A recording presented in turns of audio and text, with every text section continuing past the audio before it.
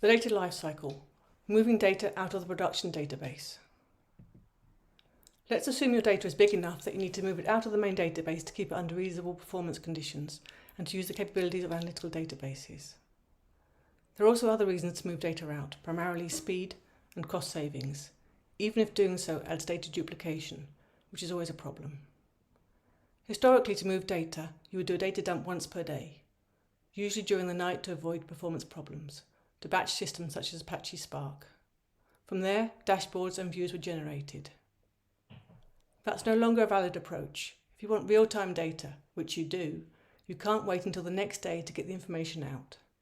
In a physical retail store, you can't change a window display every 5 minutes. On an e-commerce system, you can. In fact, you can have different storefront for each user. How you move your data depends on the kind of data you want to move. Some dimensions do not change often, so maybe moving them once per day or an hour is enough. Dimensions are usually small. Copying the full data is often simpler than implementing deltas, and it does not consume many resources. For orders, things get harder, and there are different possible approaches. If you have Kafka or something similar, just connect it. If you have a database with some kind of change data capture, again, just connect it. If you only have query access, you can get small overlapping data batches and transfer those. With an upsearch, you insert a row, or if the row already exists, update it. Analytical databases are usually append only. They optimize for that, and we should try to leverage that as much as possible. Upserts are really expensive and sometimes not possible. Upserts are needed pretty often to keep the order status updated. For example, if an order changes its status to be cancelled because the client cancelled the order, that order should not count against the analysis of net orders that day. So what are the possible solutions? The first possible solution is to keep all the changes as a data change log, and on query time use argmax to get the units and state for the latest time for the order. This query does the job, but unfortunately it's expensive. ID is a high cardinality common, and grouping is not fast. The second possible solution is to calculate materialized views as the data arrives. We're not going to details of these because it's not a technique we usually use. Unfortunately, Kafka and CDC are not yet that common. The third possible solution is to replace part of the data with the fresh data coming in. That's what we do. Let's drill down into that. We use different approaches for fresh data and old data.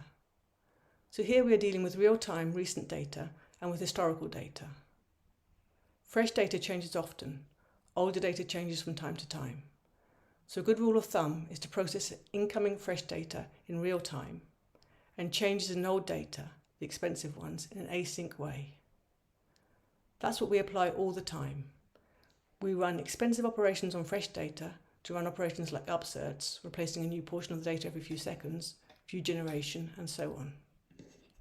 You can replace a partition with a few millions events in a few seconds. That's enough to have near real time. That's why we use the orders real-time table, to keep a few days of orders so that we can replace it really quickly. For orders that need to be changed after months, we run that in an async way. Real-timeness is not so important for them. How do we query those tables? Keeping data in two tables makes it a little bit more difficult to query, but using this simple pattern we can merge them, and by defining the split date, control how much time we consider as fresh and when the historic data starts. We select old data from the historic table, fresh data from the real-time table, and merge the selections. Forrest Smith, for an article called Memory Bandwidth with Napkin Math, calculated different memory speed benchmarks. Given that the amount of data you can process per second is limited, as you can see in these figures, we try really hard to use memory wisely. When you need to prepare your data incrementally, transformations, pre-aggregations, and roll-ups.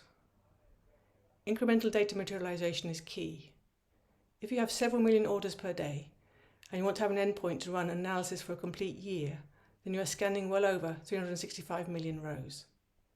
That takes about a second if you don't have any expensive joins or other operations in a machine with 16 CPUs. But if you want to run 20 requests like that per second, which is often the case when you run dashboards, then you need 16 times 20, which is 320 CPUs, just to run those requests. The solution is to prepare the data so that you can query it fast and enable several different use cases.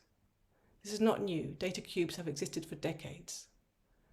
But the incremental aspect is the most important thing here. As new data arrives, we should only recalculate things for that data. Using this approach, you can ingest millions of records per second and calculate views or materializations in a modest server. We'll see this later for views at different time granularities.